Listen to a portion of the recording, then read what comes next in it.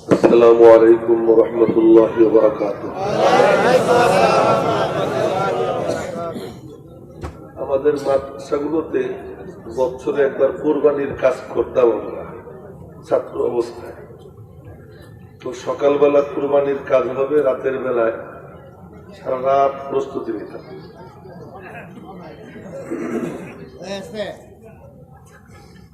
কুরবানির গরু জবাই করবো, মাদ্রাসার জন্য কুরবানির কামরা আনবো, সারা রাত একটা অন্যরকম কাটতো আমাদের।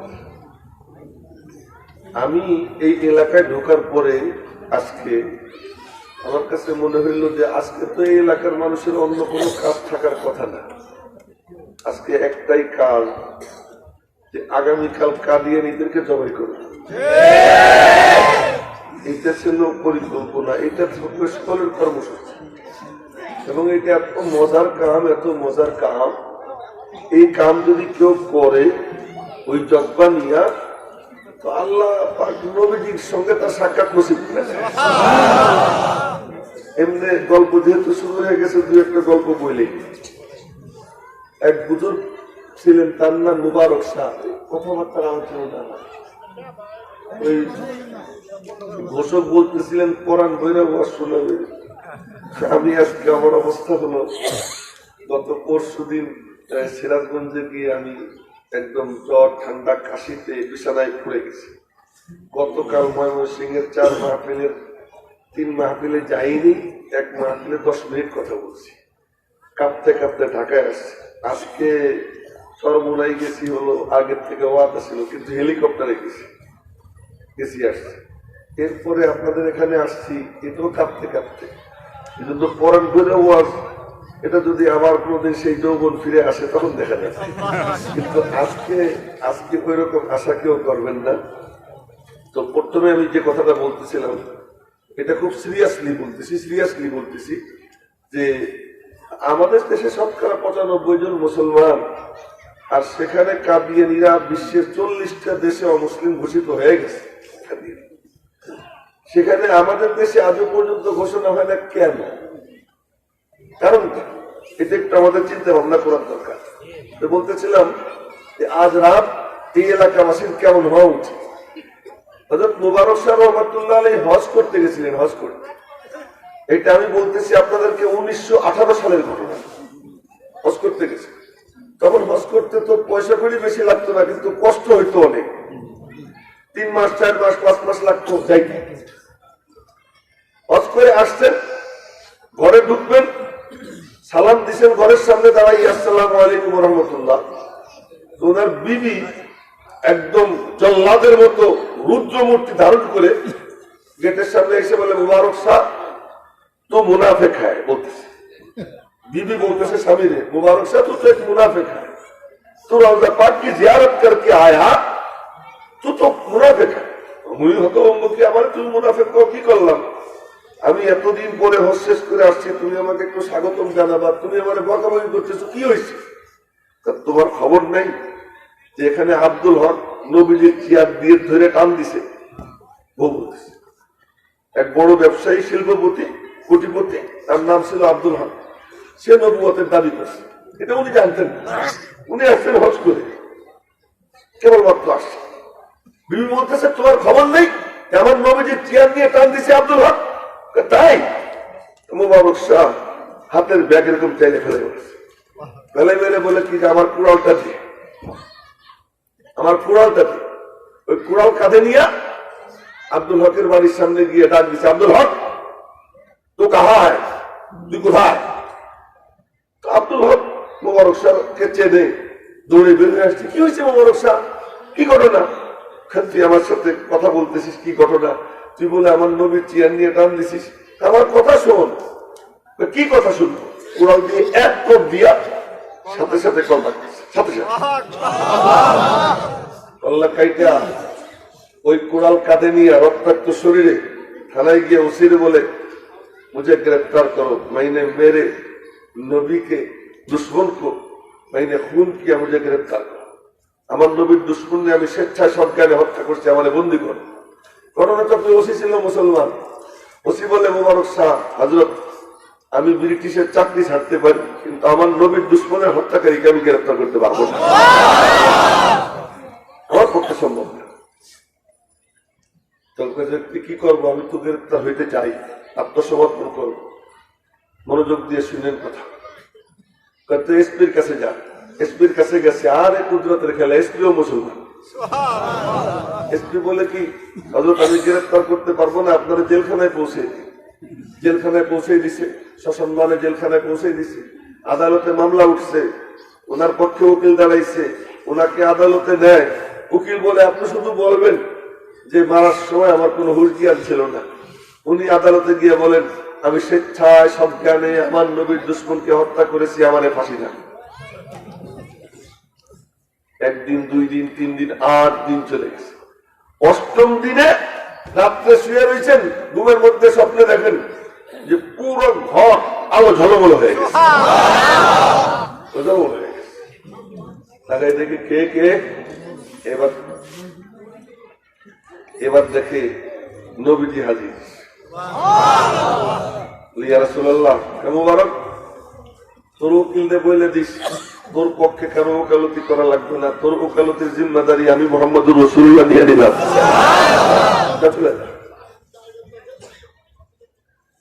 পরের দিন, 9ম দিন, আদালতে মামলা উঠছে, 54 দিন। ওই যখন উকিল কথা বলতেছে, উকিল বুঝতেই পারতেছে না কি বলতেছে, তার মুখ দিয়ে কথা বেরোইতেছে, ইংরেজ বিচারপতি শুনতেছে, শুনতে শুনতে তন্ময় হইয়া শেষ পর্যন্ত রায় লিখতেছে মুবারক শাহর কোনো দোষ নাই, মুবারক শাহ বেকসুর খালাস। আমার এই ঘটনা শোনানোর মাকসাদ হলো যে আমাদের কেন, আমাদের পাশ দিয়ে নবীর দুশ্মন ঘুরে বেড়ায়, আমি সুন্দর মতো তার সাথে হাসি খুশি কথা বলি। আমি আমার ভিতরে আগুন জ্বলে না যে আমার নবীর দুশ্মন, আর সে আমার দেশে বুক ফুলিয়ে ঘুরে বেড়াবে, রাজধানীর বুকে 10 তলা ভবন করতেছে নন্দী পাড়ায়, টিকা দিয়ে নিজা। আমি দিব্যি ওয়াজ করে বেড়াইতেছি, আমি এই আমার মধ্যে কথা বলতেছি, আপনি তো কথা বলতেছি না, আমি দিব্যি ওয়াজ করে বেড়াইতেছি, আমার সব কাজকর্ম চলতেছে। কোথায় আমার রেস্ট? আমরা মিছিল করি, মানি না, মানবো না, মানতে পারি না, আল্লাহ রসুলের অবমাননা। একজনে গীত গায়, বাকিরা কয় ঠিক। আমি কথাবার্তা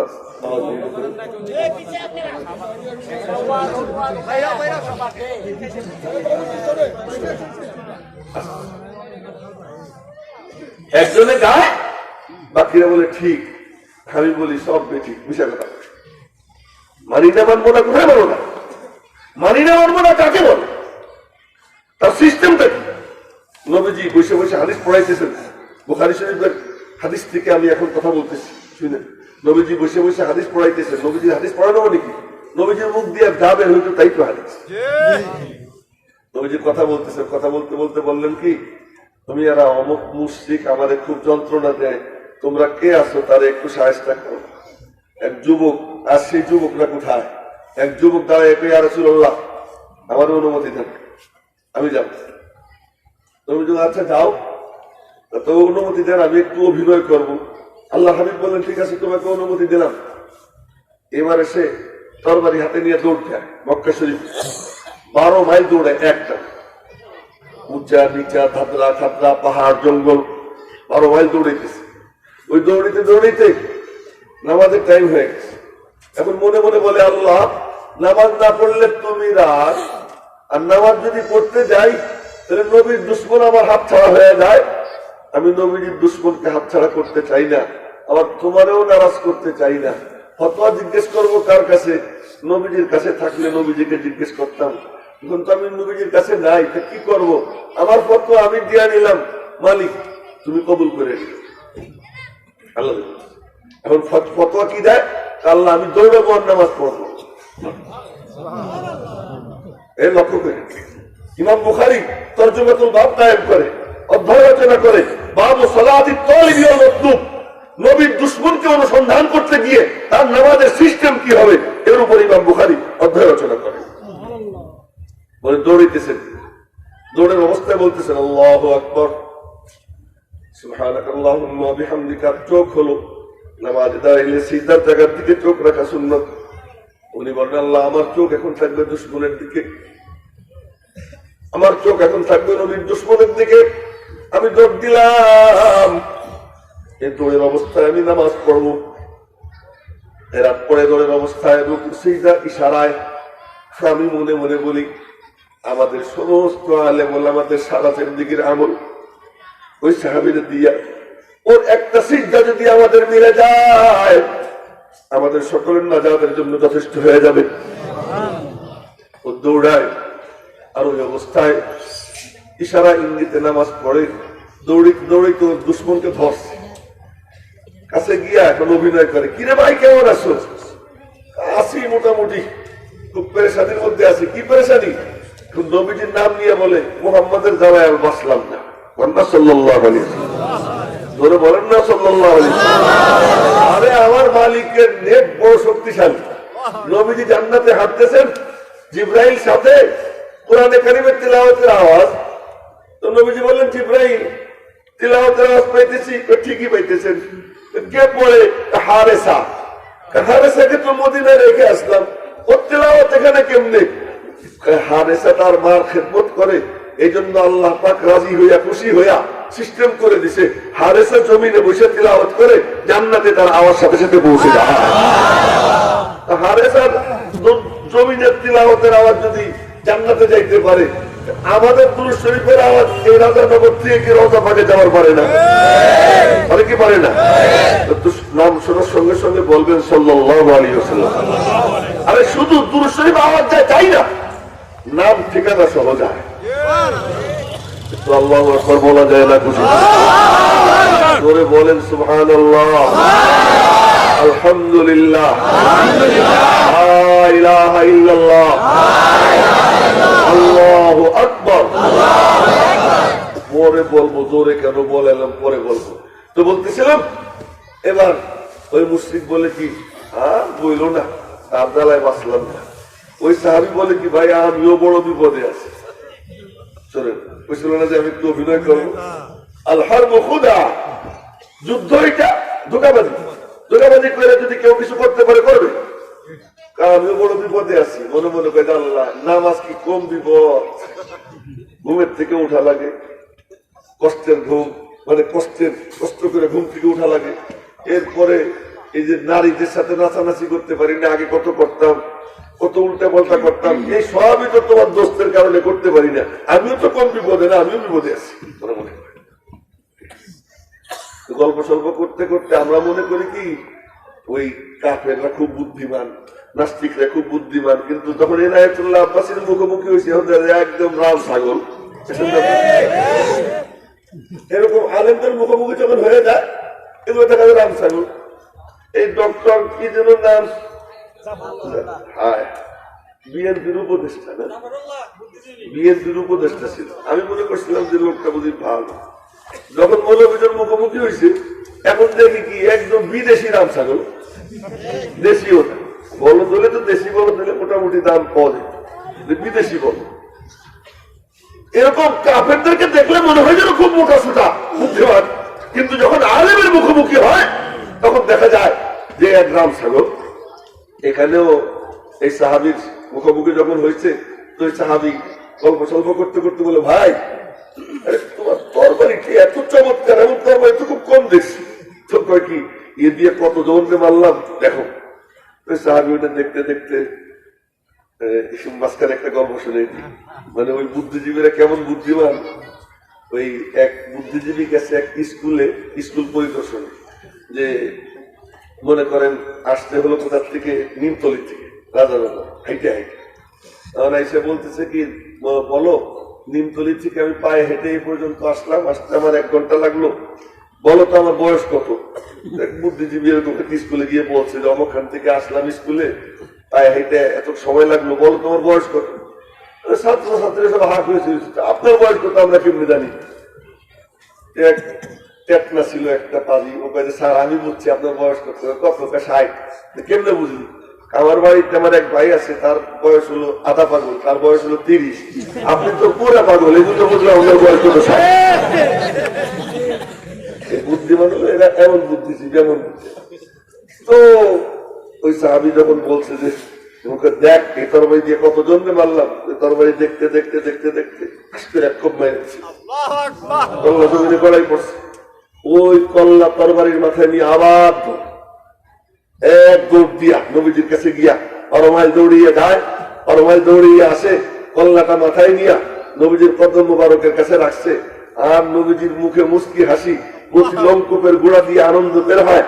আমার নবী যখন খুশি হইতেন, হাদিসে আসছে ইদা সুররা ইস্তানারা ওয়াজহু ফাকাআন্নাহু কিতাতু কামার, যখন তিনি খুশি হইতেন দেখে মনে হইতো আসমানের পূর্ণিমার চাঁদ বুঝি কেবলমাত্র জমিনে নেমে আসছে। তো নবীজির মুখে আনন্দের হাসি দেখা ওই সাহাবীর খুশিতে চোখ দিয়ে পানি পড়ে, বাহ আমার নবীজি খুশি হয়েছেন। এটা দেখে সে তাকাই রয়েছে নবীজির চেহারার দিকে। আল্লাহ হাবিব বললেন, এই মাথা কেউ নাড়াইয়েন না, নিচের দিকেও তাকাইয়েন না। ওই যে এক বুড়া নিচের দিকে তাকাইছে, নিচের দিকে তাকানো যাবে না, চোখের দিকে। এখন নবীজি বলতেছেন, বাজার তুমি কি পুরস্কার চাও বলো তো? খুশি হয়ে গেছে, কি পুরস্কার চাও? ওকে ইয়া রাসূলুল্লাহ, ওই যে আপনার মুস্কি হাসি, আর কি চাই আমার? আল্লাহ এবং তার রাসূলের মুস্কি হাসির দাম কত? এক যুবক, এই যুবকরা ভালো করে শুনবো, এক যুবক নবীজির কাছে গিয়ে বলে, দেখছেন ইয়া রাসূলুল্লাহ আমাকে হাতের মাসল টাসল এই গোস্ত টোস্ত থলথল করতেছে, জিম করে যারা ওদের হয়, আমি এমন করলে কি হবে, আমার তো সব হার। কিন্তু যারা ভালো স্বাস্থ্যের অধিকারী এমন করলে কি অন্যরকম দেখা যায়। বলছি ইয়া রাসূলুল্লাহ দেখছেন আমার যৌবন? হ্যাঁ দেখলাম তো, কি বলতে চাও? আমি আল্লাহর সাথে একটা ব্যবসা করতে চাই। কোথায় আসছে এই যুবক? আল্লাহর সাথে ব্যবসা করতে চাই। কি ব্যবসা করতে চাও? যৌবনটা আল্লাহ দিয়ে দিব, আমি বিনিময়ে কি পাবো জানতে চাই। আমার যৌবনটা আল্লাহ দিব, বিনিময়ে কি পাবো জানতে চাই। নবীজি বললেন, বিনিময়ে তোমার মালিক তোমার দিকে তাকাইয়া মুস্কি হাসি দিবে। আল্লাহ এবং তার রাসূলের মুস্কি হাসি কত দামি। নবীজি বললেন, বিনিময়ে তোমার আল্লাহ তোমার দিকে তাকাইয়া মুস্কি হাসি দিবে। খেজুর খাইতেছিল, দুই একটা খায়া না দেরি হয়ে যাইতেছে, আমি আমার মালিকের মুস্কি হাসি নিব। খেজুরের ছড়া চাইলে ফেলাই দিছি, তরবারি নিয়ে এক দৌড় দিছি, উহুদের যুদ্ধে এক দৌড় দিছি। নবীজি তার দিকে অপলক নেত্রে তাকাইয়া রয়েছে, শত্রুদের ভিড়ের মধ্যে ঢুকতেছে। নবীজির কাছে মনে হচ্ছে যেন ব্যাগের মধ্যে চাপ ঢুকে দিতেছে। এ মাথা থেকে ও মাথা, ও মাথা থেকে এ মাথা, দৌড়িতে দৌড়িতে যুদ্ধ করতেছে। এখানে আঘাত, ওখানে আঘাত, এখান দিয়ে রক্ত, ওখান দিয়ে রক্ত, রক্ত পড়তেছে। আপনারা মনে করছেন তার কষ্ট হইতেছে না? দায়িত্ব পালন করতে হবে দুই একজনের। আওয়াজ যেন আমার কানে না আসে, আওয়াজটা বলতে এমনি আমি তুলব। আপনারা মনে করছেন কষ্ট, কষ্ট না। जफा जो इश्क में होता है वो जफा ही नहीं, सितम न हो तो मोहब्बत में कुछ मजा ही नहीं। প্রেমের মধ্যে যে জুলুম হয়, ওই জুলুম কোন জুলুমই না। জুলুম যদি নাই হয়, প্রেমের মজাই তো পাওয়া যায় না।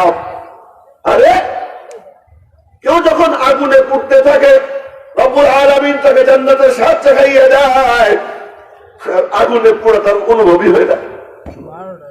এক আজীব ঘটনা মনে পড়ে গেল, মেরাজের মাস চলতেছে তো এই জন্য মনে পড়ে গেল। নবীজি যখন মেরাজে যাচ্ছিলেন, যাওয়ার সময় মিশরে নামছে, জিবরাইল বলছে এখানে নামের 2 রাকাত নামাজ পড়েন। তো নবীজি নামছেন নামাজ পড়ার জন্য। এখন দেখেন যে ঘেরান আসছে, বুঝলেন জিবরাইল কি আমার নাকে জান্নাতের ঘেরান আসতেছে। সুবহানাল্লাহ, আগামীকাল বলবেন হুজুরে বলেন না সুবহানাল্লাহ। আমার নাকে জান্নাতের ঘেরান আসতেছে। জিবরাইল বললেন ঠিকই আছে, এখান থেকে জান্নাতের ঘেরান বহু আগের থেকে চালু। তো কবে থেকে? এবার জিবরাইল কাহিনী শুনেছে। কি কাহিনী? ফিরাউনের মেয়ের চুল আসতেই তো একটা বান্দি, ওই বান্দির নাম হলো মাসতা, মাসেতা। চুল আসতে তো চুল আসতে আসতে একদিন হাতের থেকে চিরুনি খসে পড়ে গেছে। পড়ে গেছে, পরে ওই বান্দি বলে উঠছে অনিচ্ছা সত্ত্বে, তাইসা মান কাফারা বিল্লাহ, এই গ্লাসটা যদি আমি কাইট করি পানি পড়বে না দুধ পড়বে? কেন গ্লাসে পানি আছে না? যার ভিতরে ইমান আছে, কথা কইতে গেলে তো ইমানই টপকায়। যার ভিতরে ভালোবাসা আছে, কথা বলতে গেলে তো ভালোবাসাই তার মুখ থেকে বের হবে, কি বের হবে? তো ওই বান্দি বলে উঠছে, তাইসা মান কাফারা বিল্লাহ, আল্লাহর সাথে যে কুফরি করে সে ধ্বংস। ফেরাউনের মাইয়ে বলে, আল্লাহ কে? তোর আল্লাহ কে? বান্দি মনে মনে কয়েক বিশ্ব গোপন ছিল, এখন তোর গোপন থাকবে না রে, প্রকাশ তো পেয়ে গেছে। আল্লাহ ভালো করে বলে দিই আমার আল্লাহকে। বান্দি মনে মনে বলে, কে তোর রব? বান্দি বলে, রব্বি রব্বুস সামাওয়াত ওয়া রব্বুল আরদি ওয়া রব্বু আবিকে আল্লাহ। বলেন না তোর আল্লাহ, জোরে বলেন না আল্লাহ। একবার আল্লাহ বললে আমার নামে 70 নেকি লেখা হয়ে যায়। যখন বলছে যে আমার রব হলো 7 আসমান 7 জমিনের রব, আর তোর বাপের রব আল্লাহ, ওই মেয়ে বলে আমার বাপের রব? ফেরাউন সাহেব তো নিজেই বলে আনা রব্বুকুমুল আ'লা, যার পাশা দিয়ে টাকটি পায়খানা বেরোয় সেও বলে রব হয় না, যে হাগের মধ্যে ও বলে কি হয়? রব হয়। সুবহানাল্লাহ। তো কি আমার বাপেরও রব? হ্যাঁ, বাপের কাছে গিয়ে নালিশ করছে। বাপ কয় কি, এই ধরে আন, এই বান্দি তুই কি বলছিস? কে তোর রব? আল্লাহ প্রকাশ করে দেই, তুমি থাইকো পাশে। কন্যা আল্লাহু আকবার। বলতেছে কি, রব্বি রব্বুস সামাওয়াতি ওয়া রব্বুল আরদি ওয়া রব্বুকা ওয়া রব্বু আবাইকা আল্লাহ। বলেন না আল্লাহ, বলেন না, সমস্যা কি? আমার রব হলো 7 আসমান 7 জমিনের রব, তোমার রব তোমার বাপ দাদাদের রব আল্লাহ। ফেরাউনের রাগ সপ্ত আকাশে উঠছে। ফেরাউন বলে কি, এই তোর স্বামী কোথায়? ওর স্বামীর নাম হলো হিজকি, সে ছিল ফেরাউনের অর্থমন্ত্রী, ফাইন্যান্স মিনিস্টার। হিজকি, হিজকি কোথায়? তো দেখতেছি না, দাও তালাশ করে নিয়ে আসো। এক বাহিনী পাঠাইছে ওসির নেতৃত্বে। এখন তো ওসিও আছে, এসপিও আছে, তাই ওসির কথাই আগে করি। ওসির নেতৃত্বে এক বাহিনী পাঠাইছে। তো ওই বাহিনী গিয়ে খুঁজে টুজে ফিরে আইসে বলে কি, পাইছি কিন্তু গ্রেফতার করতে পারিনি। এ ভালো করে শুনো মুসলমান, পাইছি কিন্তু গ্রেফতার করতে পারলাম না। কেন? দেখি হিস্কিল দাঁড়াই দাঁড়াই নামাজ পড়তেছে, তার পিছনে 3 কাতার বাঘ ভল্লুক সিংহ তার পিছনে ইক্তেদা করে নামাজ পড়তেছে। বলবেন না আল্লাহু আকবার। সে আল্লাহ আজকে আছে না নাই? আসেনি? আল্লাহ সেই বাহিনীগুলো জঙ্গলে আছে কিনা? তোমরা কোথায়, আমরা কোথায়? সব ঠিক আছে, আমি ঠিক, আমি ঠিক। 3 কাতার বাঘ বন্দুক পিছনে, তখন কি করবো, ধরতে পারিনি। এক বড় বাহিনী পাঠায় এসপির নেতৃত্বে। এমনি বলতেছি এসপির নেতৃত্বে, এসপিদের তো আবার হাতে খুব শক্তি, হাত ভেঙে দেওয়ার পারে না, হাত ভেঙে দেওয়ার পারে, এই জন্য এসপির নেতৃত্বে পাঠায়। হাত ভেঙে দিতে পারে, তুমি ভাঙলে আমার হাত কি ব্যাংকে জমা রেখেছি, সে আমাদের হাত ভেঙে দিবে, আর তাদের হাত ভাঙবে, তারা কি হাত ভেঙে রেখেছে? হাম্মুক আর কি, মাথার নাটবল্টু ঢিল হইলে পরে এমন কথা বলে। চাকর যদি বাড়ির মালিক হয়ে যায় তখন যেমন হয়, এখনো তেমন হচ্ছে। চাকর দিকে আমি যাইতে চাই না, আমি আমার কথার দিকে যাইতেছি। তো বলতেছিলাম, এবার বড় বাহিনী পাঠাচ্ছে। বড় বাহিনী গিয়ে পুরো এলাকা ঘেরাও করছে, গ্রেফতার করবে। এখন দুইকে দেখে নাই, নাই, কোথায় গেল কোথায় গেল বলে, কোথায় আবার গেল? হাজী ইমদাদুল্লাহ মুহাজির মক্কিরে গ্রেফতার করার জন্য পুরো বাড়ি ঘেরাও করছে, সব ঘরের তালা খুলছে, দেখছে পায় না। শেষ পর্যন্ত যে ঘরে নামাজ পড়তেছিল ওই ঘরের তালা খুলে ঢুকছে, দেখে নাই, চলে গেছে। ফিরে আইসে ঘরের বাড়ির মালিক দেখে ঠিকই আল্লাহর বান্দা যায় নামাজে নামাজ পড়ছে। যে টাইমে হেফাজত করার দরকার, কে হেফাজত করে? স্কিল পায় না পাইয়া যে কথা শুনানোর জন্য এত লম্বা কাহিনী বললাম, শেষ পর্যন্ত সব রাত বান্দির উপরে। বান্দির একটা বাচ্চা 5-6 বছর বয়স, আঙ্গুল ধরে ধরে হাঁটে, আর একটা বাচ্চা বুকের দুধ খায়, 2টা মেয়ে। তো বলে কি, দেখ তুই যদি আমার রব না মানিস, ওই ফুটন্ত তেলের কড়াইতে প্রথম তোর বাচ্চা 2টারে ভুনবো, পরে তোরে ভুনবো।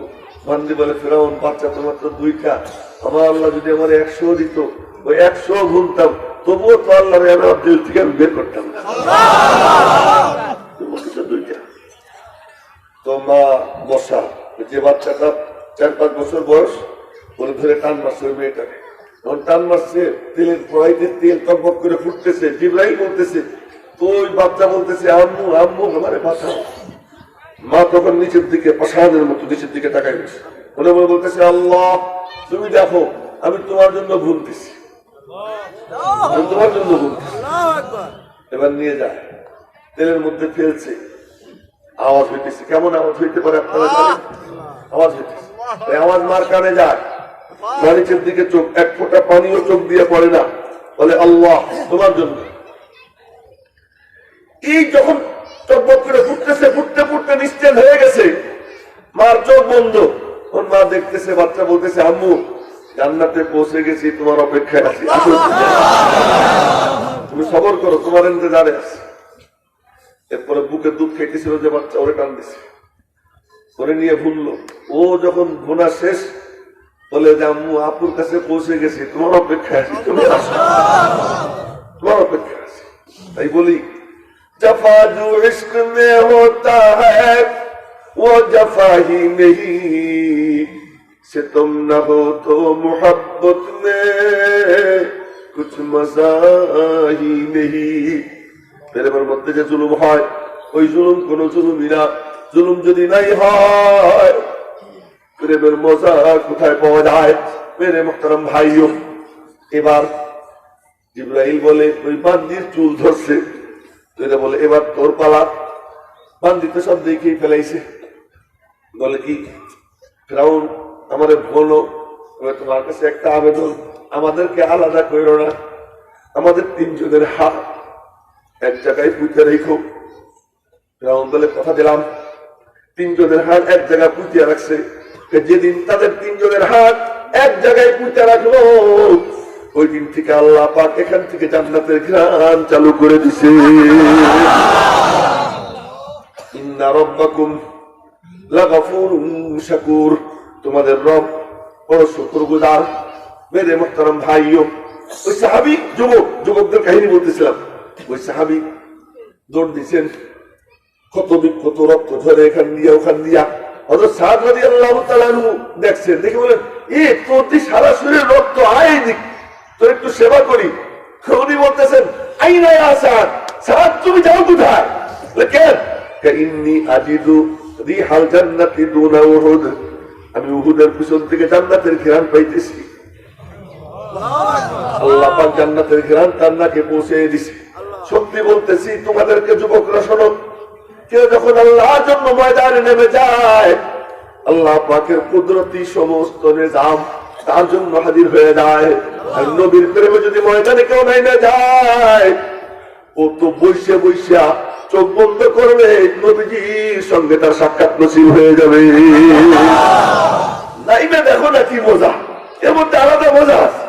এই মজা পাইনি, বুঝি না, এই জন্যই অবস্থা। এই করতে করতে উনি শহীদ হয়ে যান। ওই যুবক শহীদ হয়ে যাওয়ার পর উহুদের যুদ্ধে দুইজনকে এক কবরে শোয়ানো হয়েছে। গোসল তো লাগে না, শহীদদের কি গোসল লাগে? গোসল লাগে না। গোসল ছাড়া কিয়ামতের ময়দানে উঠবে আল্লাহ উত্তম রিহুল মিস্ক, রক্তের কারার থাকবে রক্তের ন্যায়, কিন্তু ঘ্রাণ হবে মিষ্ট আম্বার থেকে অধিক। এই অবস্থায় ময়দানে হাসরে উঠবে। তো দুইজনকে এক কবরে শোয়ানো হইতেছে। যারই শোয়ানো হয় তারই পরিচিতি আছে, অমক অমক অমক, কিন্তু একজনকে আর চিনাই যায় না। কে চিনাই যায় না, কোন সাহাবী চিনতে পারে না। পরে তার বোন এসে খুঁজতে খুঁজতে ওই লাশটা ধইরা উল্টে পাল্টাইয়া আঙ্গুল ধরে বলে চিনছি এটা আমার ভাই। বলে চিনছি এটা আমার ভাই। সারাটা শরীর ক্ষত বিক্ষত, 99টা আঘাত। আর সেই যুবক কোথায়? যে যুবক বলবে আরে যুবকরা কেমন এক যুদ্ধের ময়দানে, মনোযোগ আছে তো, কথা শুনতেছে তো? ওই যে এক বুড়ে আর একদিকে সে কথা বলতেছে, মাঝখানে বসে আর একদিকে চাইছে, অন্যদিকে কেউ তাকাবে না। এক যুদ্ধে এক সাহাবী, তার নাম সাদে কুরাজি, মনে রাখবেন তো না? সাদে কুরাজি। ওই সাহাবী মানে আহত হইয়া ছটফট করতেছেন। তো নবীজি দেখে বুঝলেন যে ও বাঁচবে না, শহীদ হয়ে যাবে। তো নবীজি কাছে গেছেন, গিয়ে বললেন, বাবা তোমার কিছু বলার আছে তোমারে বলে দাও, আমি তোমার বিবি বাচ্চার কাছে তোমার বাড়িতে আমি সংবাদ পৌঁছে দিব, কি বলবা বলো। নবীজি বুঝছেন ও শহীদ হয়ে যাবে, তো তুমি বলো। আরে আমার নবীজি কেমন দেখেন তো বলো। বলে কি, পিয়ারে আমার কাছে আসেন। ওই সাহাবি শুয়ে শুয়ে ডাকতেছে, আপনি আমার কাছে আসেন। নবীজি কাছে গেছেন, আর একটু কাছে আসে, আরো কাছে গেছেন। যখন কাছে গেছেন তো মুখটারে এরকম দইলা নিয়া নবীজির কদম মুবারকের কাছে দিচ্ছে, নিয়া পায়ে একটা চুমু খাইছে। চুমু খাইয়া বলে কি, আমার শেষ ইচ্ছে এই ছিল, আমার জীবনের শেষ চাহিদা এই ছিল, এই ছেলে এই একদম মারব, পরস্পরের কথা বলবো, পিচ্ছি কেউ করবো না, এমন খবরদার। মজলিস অত্যন্ত দামি, তোমরা দুই একজন মজাক করবা, তামাশা করবা, কিছু করবা না। তামাশা করলে বাইরে চলে যাও। ইয়া রাসূলুল্লাহ, আমার শেষ ইচ্ছে এই ছিল যে আপনার কদমে চুমু খাবো। এই বললেই বলে কি, আশহাদু আল্লাহ ইলাহা ইল্লাল্লাহ ওয়া আশহাদু আন্নাকা রাসূলুল্লাহ। কদমে চুমু খায়া কালিমা শাহাদাত পড়তে পড়তে নবীজির কদমে ইন্তেকাল হয়ে যায়। ওয়াযালিকা আখিরু মা তামান্নাইতু বিহি ইয়া রাসূলুল্লাহ, এইটা আমার শেষ তামান্না। আমি বলতে চাই, আজ সেই যুবক কোথায় যে বলবে আমার জীবনের শেষ তামান্না নবীজির জন্য ময়দানে নামবো, আর ময়দানে নাইবা আমি আমার জীবন তারে দিব হাসতে হাসতে। মরণের সময় যেন মাওলা নবীজি সাক্ষাৎ আমাকে নসিব করে দেয়। এই মন মানসিকতা নিয়ে আজ নামার মতো যুবক কোথায়?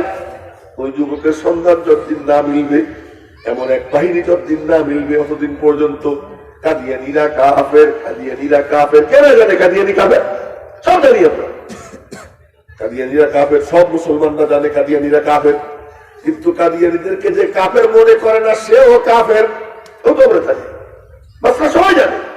কিন্তু কাফের ঘোষিত কেন হয় না? তোমাদের পদ্মা সেতু হয়, তোমাদের রাস্তা হয়, তোমাদের কালভার্ট হয়, ব্রিজ হয়। কালভার্ট তোমার দরকার, ব্রিজ তোমার দরকার, রাস্তাঘাট তোমার দরকার, কিন্তু যার কল্যাণে আল্লাহ তোমাকে বানাইলেন তার পবিত্রতা তোমার দরকার না। তার দুশ্মন, তার শানে গুস্তাখি যারা করে তাদের বিচার তোমার দরকার না। তোমার বাপের শানে যদি কেউ বেয়াদবি করে তার জন্য তুমি জীবন দিতে প্রস্তুত, কিন্তু তোমার বাপ কয়েক কোটি মিলাইলেও তো নবীজির যে ইহসান তার এক আঙ্গুলের সমানও হবে না। সেই নবীজির জন্য তোমার আমার দরদটা কোথায়? ও ভাই, দরদ তো কথায় কথা চলে আসে, এমনি গল্প শুরু হয়ে গেছে। আশেক কাকে বলে, কাকে বলে? দেখেন তো, এত লোক একটা বাচ্চা, মাত্র কয় বছর, 11 বছর বয়স। বাচ্চাটার নাম হলো হুমায়ুন। বাচ্চাটার নাম কি? হুমায়ুন।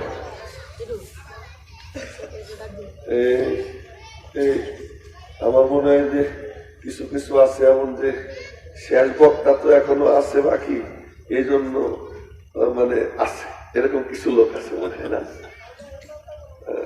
আমি কিন্তু ইঙ্গিতে বললাম, যারা বুঝার বুঝে নেই, যারা বয়ান শোনার তারা ওইটার জন্য আসে না, এ ব্যাপারে আমি নিশ্চিত, এটাও নিশ্চিত। তাদের কাছে বয়ানটাই মুখ্য।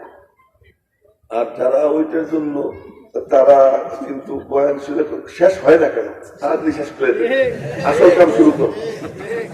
এই মনোভাবের যারা, তাদেরকে বলতেছি মনোভাবটা বাদ দিয়া, ওইটা তো যা হবার হবেই, কি হবেই।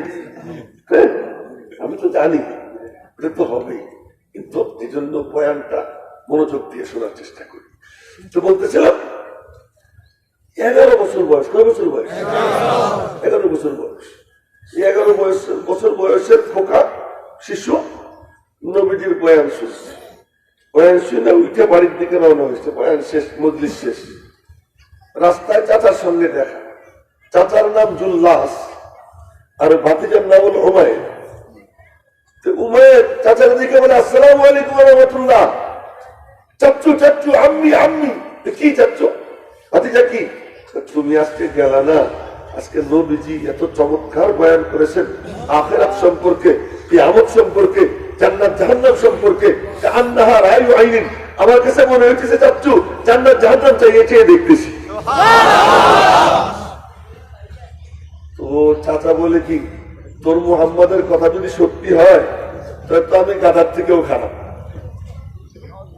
ভাতিজা বলে চাচ্চু, আসমানের নিচে জমিনের উপরে আল্লাহ এবং তার রসুলের পরে আমি তোমার সবচেয়ে বেশি ভালোবাসতাম শুধু এ কারণে, তুমি আমার আঙ্গুল ধরে নবীজির দরবারে নিয়ে যেতাম, নবীজির সোহবতে তুমি আমাকে নিয়ে গেছো, আমি দরবারের ইশারাত তোমার মাধ্যমে চিনছি, কিন্তু আমি তো দেখতেছি তুমি একটা কাটটা মুনাফিক। তাড়াতাড়ি বলতেছি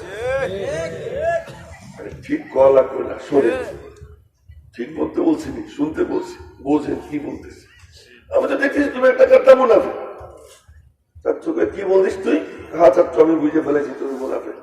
আমার সামনে রাস্তা ক্লিয়ার। কি রাস্তা? হয় তোমার সাথে সম্পর্ক ছিন্ন করবো, না নবীদের সাথে সম্পর্ক ছিন্ন করবো। তা আমি তো নবীদের সাথে সম্পর্ক ছিন্ন করবো না, তোমার সাথে সম্পর্ক ছিন্ন, আমি তোমার নামে নবীজির কাছে নালিশ করবো। চাচা বলে যা নালিশ করবে, আমি বড় বড় সাহাবীদের সাথে জামাতে নামাজ পড়ি, তুই পিচ্ছি, তোর কথা নবীজি বিশ্বাস করবে না। ও মনে মনে বলে এখানে তো আমি আর তুই, আর তো কেউ নাই। আর পিচ্ছি মনে মনে কয় শুধু আমি আর তুই না, এখানে আল্লাহ আছে, এখানে আল্লাহ আছে। তোকে আচ্ছা ঠিক আছে যা নালিশ করবে। ও গিয়া নবীজির দরওয়াজার পাল্লা ধরে দাঁড়াই গেছে। এই কুকামণিরা তোমরা শুনো ভালো করে, দরজার পাল্লা ধরে দাঁড়াই গেছে। তো নবীজি ধ্যানে ছিলেন, ধ্যান ভঙ্গ হওয়ার পরে তাকাইছে, বাবু তুমি বাড়ি যাও নাই? রাসূলুল্লাহ যাচ্ছিলাম, রাস্তায় এমন ঘটনা ঘটছে, আপনার কাছে নালিশ করতে আসছে।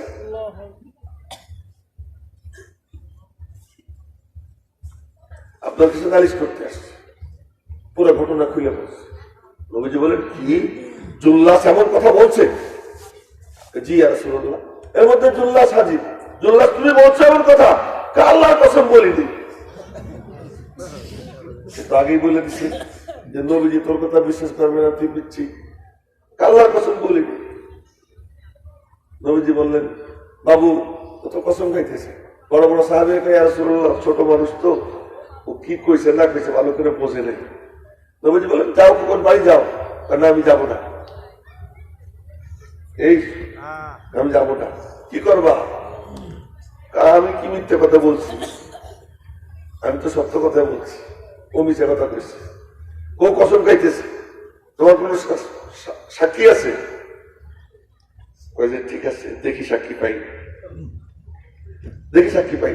নবীজির দরওয়াজায় দাঁড়াইয়া আল্লাহ মনে মনে বলতেছে, আল্লাহ দুই হাত উঠিস, আল্লাহ আমি যদি সত্যবাদী হয়ে থাকি, তুমি আমার সত্যবাদিতার প্রমাণ আসমান থেকে নাজিল করে দাও। আল্লাহুম্মা ইন কুনতু সাদিকান ফাসাদদিকনি, আল্লাহ আমি যদি সত্যবাদী হয়ে থাকি, তুমি আমার সত্যবাদিতার প্রমাণ আসমান থেকে নাজিল করে দাও। মনে মনে বলে নবীজি তো হাইকোর্ট, তুমি সুপ্রিম কোর্ট, ফরিয়াদ করার শেষ জায়গা তুমি, আমার বলার শেষ জায়গা তুমি, আপিল বিভাগ, আপিল বিভাগে আপিল করলাম। আমি তোমার ভালোবাসায়, নবীজির ভালোবাসায় বিরাট কানেকশন ছিন্ন করি, আর আমি হব মিথ্যাবাদী, আর মিথ্যাবাদী হবে সত্যবাদী। তা তো হতে পারে না। মালিক তুমি আসো না, তুমি কি দেখো নাই, তুমি কি শোনো নাই? ওই পিচ্ছি মনে মনে আল্লাহর সাথে ঝগড়া করতেছে। হঠাৎ করে এই দেখা যায় নবীজির চেহারার রং বিবর্ণ হয়ে গেছে, মাথা নিচের দিকে ঝুঁকে পড়ছে। কিছুক্ষণ পর নবীজি বিন্দু বিন্দু ঘাম কপাল থেকে মুছতেছেন, আর মুস্কি মুস্কি হাসি দিয়ে বললেন, এক বাবু তুই এদিকে আয়, বাবু তুই এদিকে আয়। সোনামণি কাছে যায়, নবীজি হাত মুবারক দিয়ে ওর কান ধরছেন, কান ধরে বললেন, তোর কান সত্য শুনেছে, আর সে আজিবের মালিক নিজে তোর পক্ষে সাক্ষী দিয়ে দিছে कि मोहम्मद से वफा तूने तो हम तेरे हैं, ये जहां चीज है क्या लोहो कलम तेरे। আল্লামা ইকবাল মরহুম বলে, আরে তুমি মুহাম্মাদের হয়ে যাও, বলেন না সাল্লাল্লাহু আলাইহি ওয়াসাল্লাম। আল্লাহ পাক বলেন, আমি আল্লাহ নিজে তোমার হয়ে যাব कि मोहम्मद से वफा तूने तो हम तेरे हैं ये जहां चीज है क्या लोहो कलम तेरे हैं कई बोली इसके बाजी वो करे जो जान की बाजी भी करे इसके बाजी वो करे जो जान की बाजी भी करे तन के कपड़े बेच कर माशूक को राजी करे প্রেমের খেলায় তো সেই নামবে যে জীবন বাজি রাখতে পারে জীবন বাজি রাখতে পারে না সে প্রেমের খেলায় নামতে পারে না পাকিস্তানে কাদিয়ানীদেরকে অমুসলিম ঘোষণা করা হয়েছে 10,000 তাজা রক্ত 10,000 তাজা প্রাণ কাপড়ের কাপড় পরে নামছে ওই কাপড়ের কাপড় পরে শহীদ হয়ে গেছে 10,000 এরপরে ভুট্টোর মতো শিয়া সে বাধ্য হয়েছে কাদিয়ানীরা কাফের এতে দস্তখত করতে কেদানি গাছ মারলেই দৌড় দিয়ে চলে আসবো কেমনে কাদিয়ানীরাও মুসলিম ঘোষিত পুরো দুনিয়াটা ইহুদি খ্রিস্টানদের দখলে তাই আমি বলবো আগামীকাল আপনাদের এখানে যেই সম্মেলন সেখানে শুধু ওয়াজ শুনতে যাব চেহারা দেখতে যাব ভাষণ শুনবো স্লোগান দিব এই না সিদ্ধান্ত নিব যে আমি আমার জীবনটা নবীজির জন্য দিব তার জন্য পেশ করব আল্লাহ নিতে চাইলে নিবে না নিতে চাইলে না নিবে কিন্তু আমি দেওয়ার জন্য আমার জীবনটা আল্লাহ এবং তার রসুলের কাছে পেশ করবো কে গেলা দিয়েছি ইনশাআল্লাহ আল্লাহ তুমি হাতগুলো কবুল করে ভাইও আমি বলছিলাম যে কথাবার্তা বেশি বলার মতো সামর্থ্য আমার নাই তবুও 2-4 কথা এমনি গল্প ছলে বললাম বাকি আপনারা বড় সড়ো একটা আয়োজন আপনাদের এখান থেকে তো কিছু নিয়ে যাওয়া দরকার কিছু পাথেও দরকার বিশ্বাসবোধতা আমার উনি বয়ান করছেন আমি পুরোটা শরীর শেষে কিছু শুনছি যদি আমি শুরু থেকে শুনতাম তাহলে হয়তো বুঝতে পারতাম যে কোনটা বলছেন আর আমি কি বলতে পারি এজন্য এটা আর আমার পক্ষে সম্ভব না আমার মাথায় যা আসে 2-4টা কথা আমি বলবো তার মধ্যে একটা হাদিস মাথার মধ্যে ঘুরতেছে হাদিসটা আপনাদেরকে শুনেই নবীজি বলেন আরবাউন ইযা কুন্না ফিকা ফালা আলাইকা মা ফাতাকা দুনিয়া আর ভালো করে মনে রাখবেন এই হাদিস যখন আমি বলতেছি নবীজির কথা তখন এই রাজানগরের এই মজলিস আর রওজা পাক এই দুইয়ের মাঝে কোনো বেড়া থাকবে না কোনো দেয়াল থাকবে না কোনো পর্দা থাকবে না রওজা পাক থেকে ডাইরেক্ট এই মজলিসের মধ্যে নূরের তাজাল্লি করতে আরম্ভ হয়ে যাবে এই দৃশ্য দেখছেন আমাদের এক বুজুর্গ তার নাম শাহ ওলিউল্লাহ শাহ ওলিউল্লাহ মুহাদ্দিস দেহলভী কে যিনি মায়ের পেটে যখন ছিলেন তো ওনার আব্বা শাহ আব্দুর রহিম তিনি খাজা কুতুবউদ্দিন বখতিয়ার কাকির কবরের পাশে মোরাকাবায় বসছেন মোরাকাবার মধ্যে দেখতেছেন খাজা কুতুবউদ্দিন বখতিয়ার কাকি বলতেছেন তোমার স্ত্রীর গর্ভে যে সন্তান আসতেছে ওই সন্তান সারা দুনিয়ার কুতুব হবে তুমি তার নাম কুতুবউদ্দিন আহমদ রেখো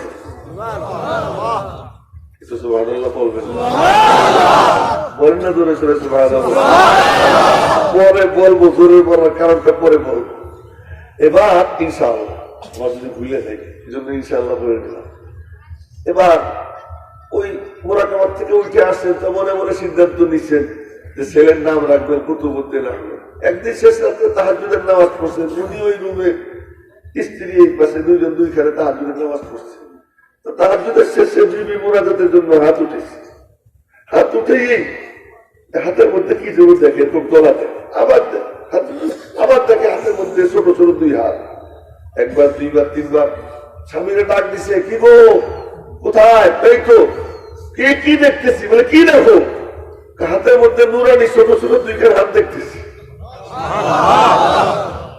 মুনাজাতের সময় হাতের মধ্যে ছোট ছোট 2 হাত দেখে এবারে স্বামী বলতেছে দেখবা না তোমার পেটের মধ্যে তো ওলিউল্লাহ তুমি মুনাজাতে হাত উঠাইতেছো আর তার মধ্যে ছোট ছোট 2 হাত দেখতেছো তোমার পেটের মধ্যে তো ওলিউল্লাহ ওই ওলিউল্লাহ 2 হাত তোমার হাতের মধ্যে দেখতে এই ওনার নাম হয়ে গেল কি শাহ ওলিউল্লাহ মুহাদ্দিস দেহলভী এই শাহ ওলিউল্লাহ মুহাদ্দিস দেহলভী রওজা পাকের পাশে মুরাকাবায় বসছেন দেখার জন্য যে পৃথিবীতে যেসব জায়গায় হাদিসের আলোচনা হয়, হাদিস চর্চা হয়, ওই জায়গাগুলো কেমন। তো দেখতে পাইলেন যে পৃথিবীর যেসব জায়গায় হাদিসের চর্চা হয় ওই জায়গার মাঝে আর রওজা পাকের মাঝে কোনো পর্দা নাই, সরাসরি ওখানে নূরের তাজাল্লি করতেছে। এমন একটা নিয়ামত পাই আমরা একটু খুশি হব না, বলবো না আলহামদুলিল্লাহ? আচ্ছা, তো বলতেছিলাম নবীজি ইরশাদ ফরমান, চারটি জিনিস যদি তোমার মধ্যে আইসা যায় তাহলে দুনিয়ার আর কি পাইলা না পাইলা তোমার তাতে কিচ্ছু আসে যায় না। কে বলতেছে? নবীজি বলতেছে, আরবাউন ইদা কুননা ফীকা, চার জিনিস যখন তোমার মাঝে বিদ্যমান, ফালা আলাইকা মা ফাতাকা দুনিয়া, দুনিয়ার কি তোমার ছুটে গেল তাহলে তোমার কিচ্ছু আসে যায় না। কি কি শুনে নেবা, বুঝে বুঝে বলতেছি খুব সংক্ষেপ। এক নম্বর, আল্লাহ যে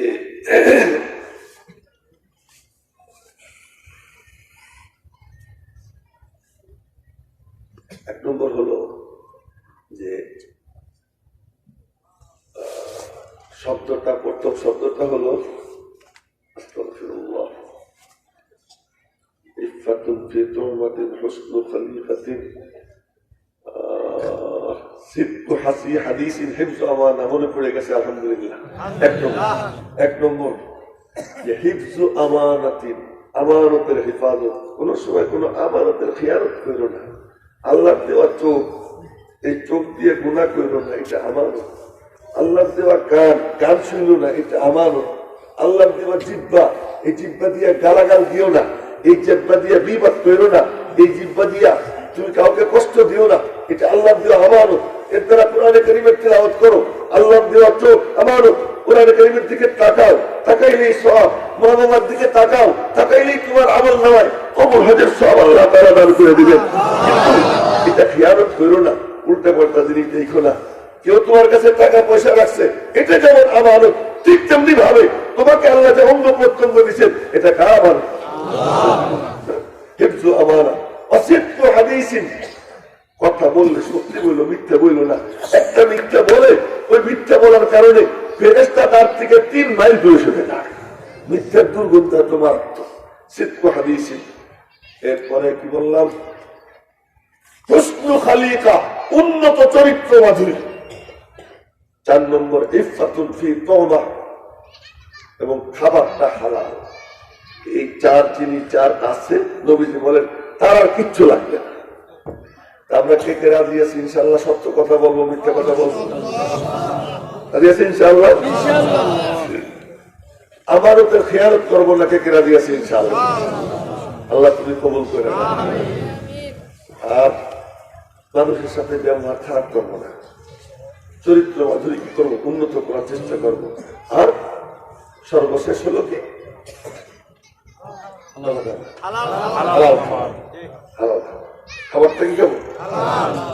ব্যাখ্যা করতে গেলে এই এক হাদিসের 1-1.5 ঘন্টা দরকার। ব্যাখ্যায় যাবো না, সাদা মাটা ভাবে নবীজির এই হাদিসটা বললাম। আল্লাহ পাক যেন এই হাদিসের উপর আমাকে, আপনাকে, সকলকে আমল করবার তৌফিক দান করেন। আর আগামীকালকে সকালে এই সম্মেলন আল্লাহ পাক যেন সর্বতভাবে কামিয়াব করেন, এই জন্য আমরা দোয়া করব। আমিও চেষ্টা করব সেখানে অ্যাটেন্ড করতে।